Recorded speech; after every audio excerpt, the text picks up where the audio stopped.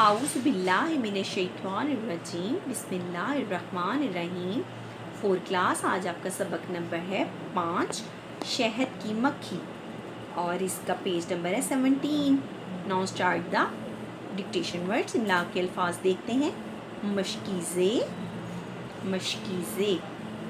रोज़गार, रोज़गार। Next word frame, next word frame. Next छत्तों, छत्तों। नेक्स्ट वर्ड मुफीद, नेक्स्ट वर्ड क्या है? मुफीद। आ जाए प्यारे बच्चों, रीडिंग करते हैं। प्यारे बच्चों, आपने दरख्तों, पानी की बुलंद टैंकियों या ऊंची इमारतों पर मशकीज़े की मानंद लटके हुए काले काले छत्ते तो देखे ही होंगे। क्या आप जानते हैं कि वो किस चीज़ के छत्ते होते हैं? ये छत्ते शहद की मक्खियों के होते हैं।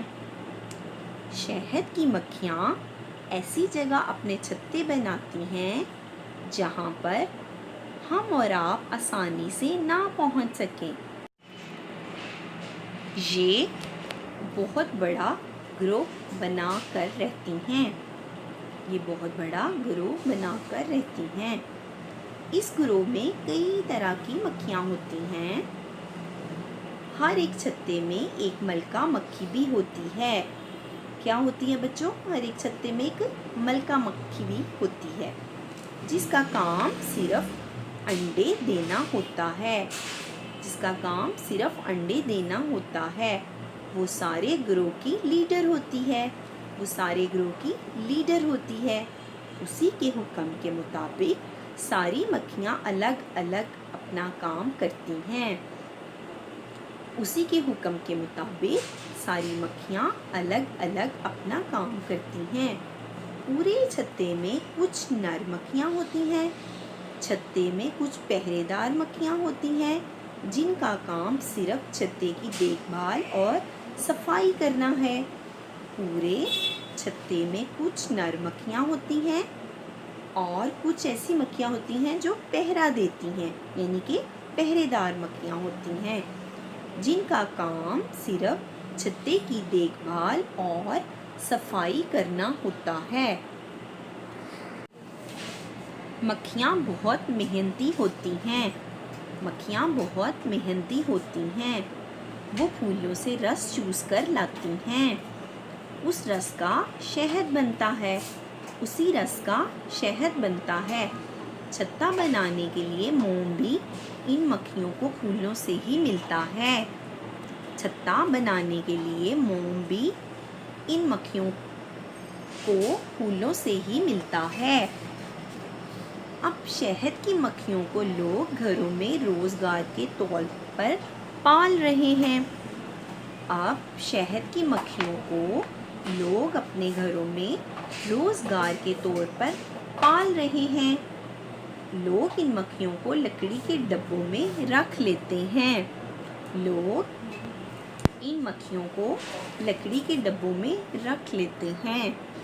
लकड़ी के बने फ्रेम में मोम की सीट को फंसा कर डब्बों में रख दिया जाता है। लकड़ी के बने फ्रेम में मोम के सेट को फंसा कर डब्बों में रख दिया जाता है, जिस पर मक्खियाँ अपना छत्ता बना लेती हैं। जब शहद निकालने का वक्त आता है तो फ्रेम से बने हुए छत्तों को डब्बे से निकालकर एक मशीन में रखकर घुमाया जाता है, तो सारा शहद निकल जाता है और छत्ता भी खराब नहीं होता। एक डब्बे से एक महीने में लगभग 15 से 25 किलो शहद निकाल लिया जाता है। एक डब्बे से एक महीने में लगभग 15 से 25 किलो शहद निकाल लिया जाता है। शहद बड़े काम की चीज़ है, जो शरबत बनाने और दवाएं बनाने के काम भी आता है।